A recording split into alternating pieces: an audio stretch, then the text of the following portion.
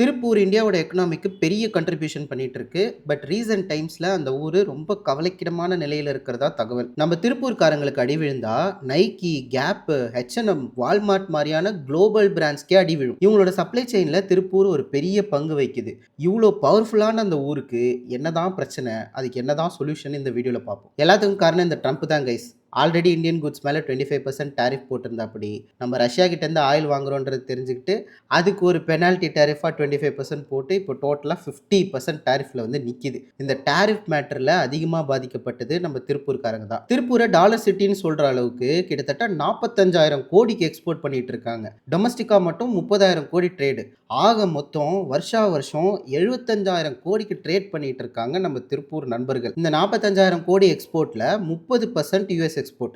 இந்த 30%ல தான் இப்போ துண்டு விழுந்திருக்கு. கிட்டத்தட்ட 2,000 கோடி மதிப்புள்ள குட்ஸை இன்னும் எக்ஸ்போர்ட் பண்ணாம வச்சிருக்காங்க. எப்படி எக்ஸ்போர்ட் பண்ண முடியும்? எக்ஸ்போர்ட் பண்ணா உங்களுக்கு லாஸ். ஸோ இதுக்கு என்னதான் சொல்யூஷன்?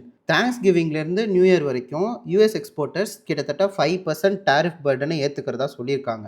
அந்த டைமில் எக்ஸ்போர்ட் பண்ணுறது ஒரு ஆப்ஷன். அதை தாண்டி கவர்மெண்ட் தான் ஹெல்ப் பண்ணணும். யூஎஸ் பவுண்ட் ஷிப்மெண்ட்ஸ்க்கு 15% எக்ஸ்போர்ட் சப்சிடரி வேணும் அப்படின்னு நம்ம ஆளுங்க கேட்டிருக்காங்க. அது மட்டும் இல்லாமல் 5% மேனுஃபேக்சரிங் இன்சென்டிவும் வேணும்னு கேட்டிருக்காங்க. இதுக்கு நடுவில் பேங்க்ஸ் கிட்ட இருந்து நிறைய ப்ரெஷர். விற்றா தானே காசு கிடைக்கும், காசு கிடைச்சா தானே லோனை ரீபே பண்ண முடியும். ஸோ லோனை ரீபே பண்ணலை அப்படின்னு பேங்க் ப்ரெஷர் மேலே ப்ரெஷர் போட்டுட்ருக்காங்க.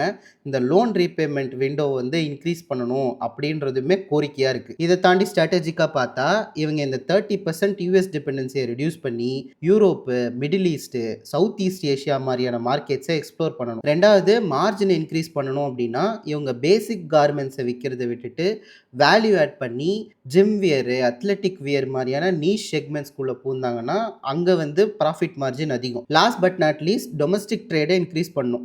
அது மக்களாகிய நம்ம கையில் தான் இருக்குது. இந்தியன் பிராண்ட்ஸை சப்போர்ட் பண்ணோன்னா இது ஆட்டோமேட்டிக்காக நடக்கும். ஆக மொத்தத்தில் அமெரிக்கன் டாரிஃபை ஒன்றுமே பண்ண முடியாது கைஸ். அவன் ஒரு ஆள் இருந்துக்கிட்டு எல்லா கண்ட்ரிஸையும் புள்ளி பண்ணிக்கிட்டு இருக்கான். இந்த தப்பு பண்ணால் ஊரை விட்டு ஒதுக்கி வைப்பாங்கள்ல, அந்த மாதிரி எல்லா கண்ட்ரிஸும் யூஎஸ் டிபெண்டன்சியை ரெடியூஸ் பண்ணால் வழினா என்னன்னு அவனுக்கு தெரியும்.